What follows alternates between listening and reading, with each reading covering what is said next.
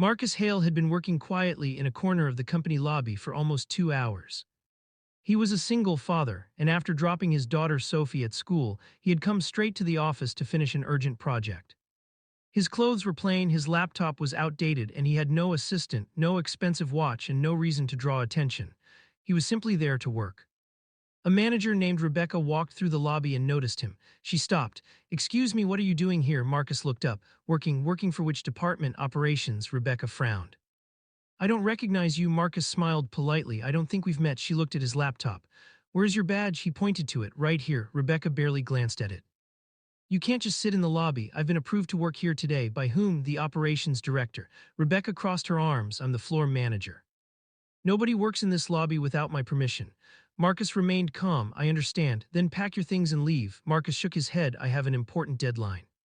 Rebecca's expression hardened. "I don't care about your deadline." Several employees looked over. Marcus lowered his voice. "I'd rather not cause a scene than leave." He continued typing.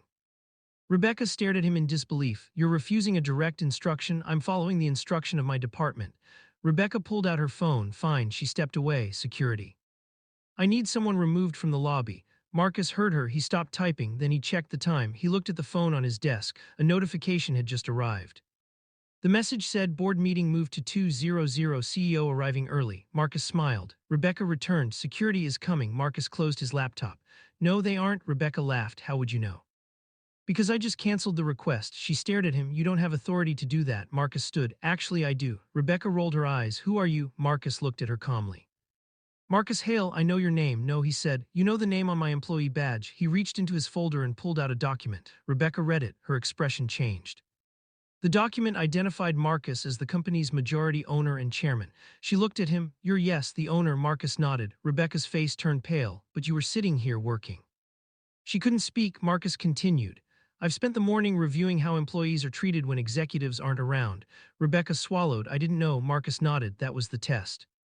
"But I didn't do anything wrong." Marcus looked at her. "You called security on an employee without verifying his authorization."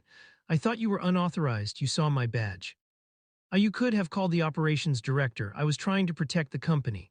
Marcus shook his head. "No, you were protecting your assumptions." The lobby became completely silent. Rebecca looked around. "Please give me another chance." Marcus's voice remained calm. "You weren't fired because you didn't recognize me. You're being fired because you decided someone didn't belong before checking the facts." She lowered her head. "Mr. Hale, please." Marcus handed her a written notice. "Your employment ends today." She stared at the paper, then Marcus added, "Your security request has been canceled." Rebecca slowly walked away. The employees in the lobby remained silent. One young employee finally approached Marcus. "Sir, are you really the chairman?" Marcus smiled. "Unfortunately." The employee laughed nervously. Marcus picked up his laptop. "Don't worry. I don't expect anyone to recognize me. Just treat everyone with respect." That afternoon, Marcus called a leadership meeting. He didn't begin by talking about Rebecca. He talked about culture. "I was sitting in the lobby this morning," he said. "Someone assumed I didn't belong." He looked around the table. "The problem isn't that she made a mistake. The problem is that nobody stopped to verify the truth." A manager asked, "What should we do differently?" Marcus answered, "Ask questions before making accusations, verify before escalating, and never confuse someone's appearance with their value." The company introduced new procedures. Employees could work in shared spaces with proper authorization.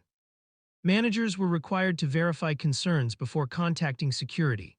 Most importantly, staff were reminded that security wasn't a weapon for personal authority. Months later, Marcus returned to the same lobby. He sat in the exact same chair. A new manager approached him. "Good morning, sir." "Good morning. Can I help you?" Marcus smiled. "No, I'm just working." She nodded. "Of course." Then she walked away. Marcus opened his laptop. A few minutes later, his daughter called. "Dad, are you coming home?" "Yes, sweetheart. Did you have a good day?" Marcus smiled. "I learned something." "What?" "Sometimes the best way to find out what's wrong with a company is to sit quietly and let people show you." Sophie laughed. "Did you fix it?" Marcus looked around the lobby. "I think so." He closed his laptop. The lesson stayed with him. The manager had thought she was calling security to remove an ordinary single dad. She didn't know she was calling security on the person who could remove her from the company. But Marcus didn't fire her because she failed to recognize the owner. He fired her because she failed to recognize something far more important. Every employee deserves respect, especially when you think they have no power.